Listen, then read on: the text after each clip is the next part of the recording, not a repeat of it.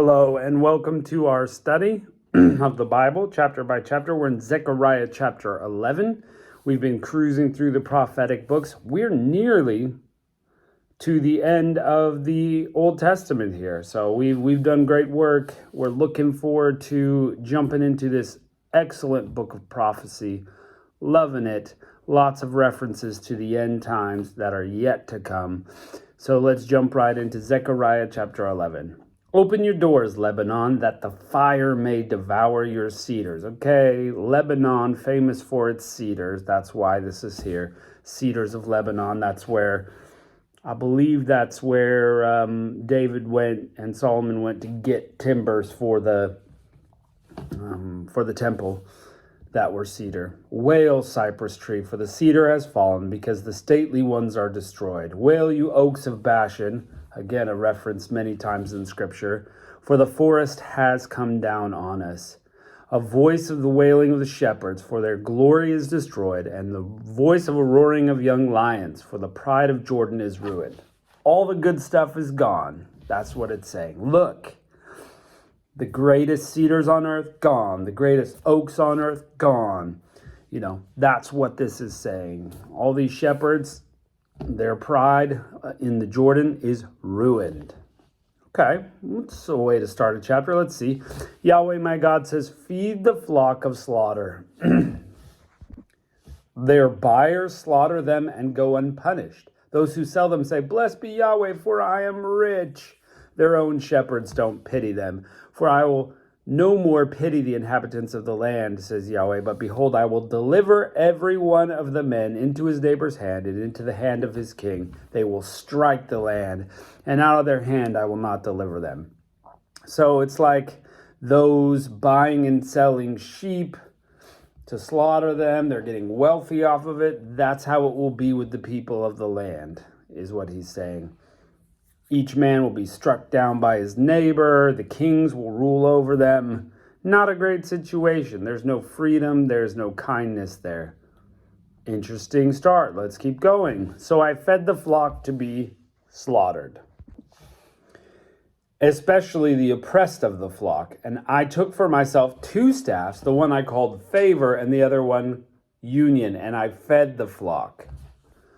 Okay, so this is starting to sound like Zechariah is acting in a certain way to get a spiritual message across, okay?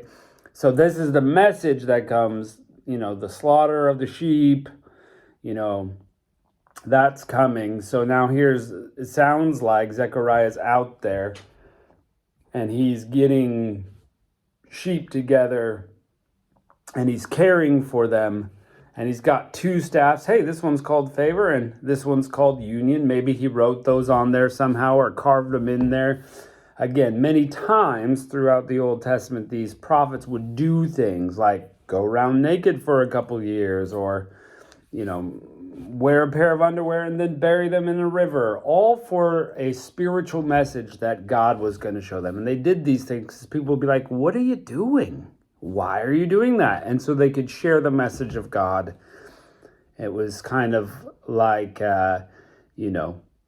shocking, but with a purpose. So here he is. He's feeding the flock, taking care of them. Verse 8, I cut off 3 shepherds in 1 month, for my soul was weary of them, and their soul also loathed me. And I said, I will not feed you. That which dies, let it die, and that which is to be cut off, let it be cut off. And those who are left eat each other's flesh. So it's like, look, I've cared for them, and now I'm not going to anymore. Okay, I fed some of them, but if you die now, oh well. And if you're cut off from them, oh well. And if you start eating each other because there's nothing left to eat, okay, I'm not taking care of you anymore. I took my staff favor and cut it apart, that I might break my covenant that I had made with the peoples. And it was broken on that day, and thus the poor of the flock that listened to me knew that it was Yahweh's word. So maybe you're out there and you're in Jerusalem, you're listening to Zechariah,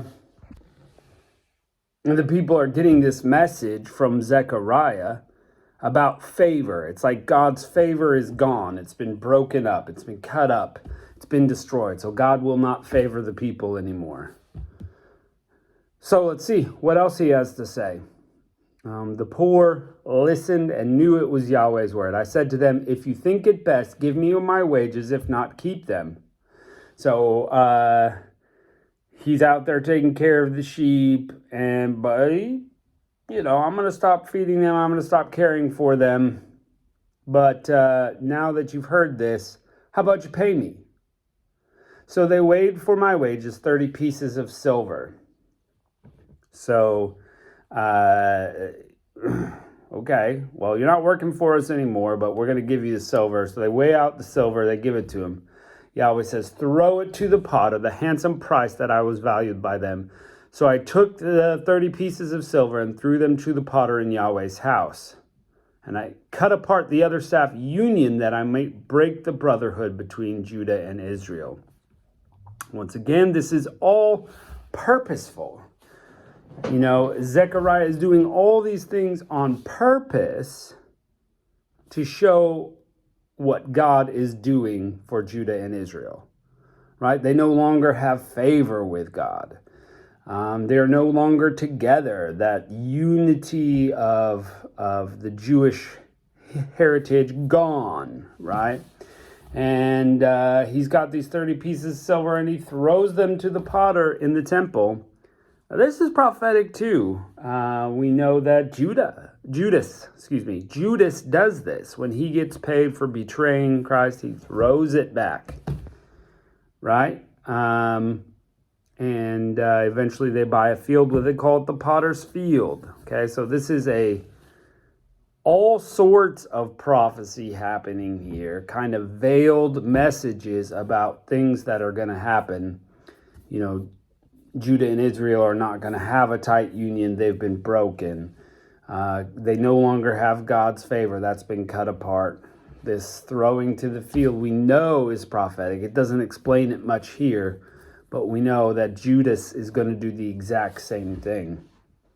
So this is the amazing part about prophecy to me, and I've said this many times, so I don't mean to bore you, but it's like you're reading down in just a few verses. You've got this, this unity is broken, and then zing, there's this part about Judas when Jesus' time, and zing, you're just shifting gears, and it's so tough to really sort through it and hold fast exactly what's happening. Now we have some ideas and we can connect some dots.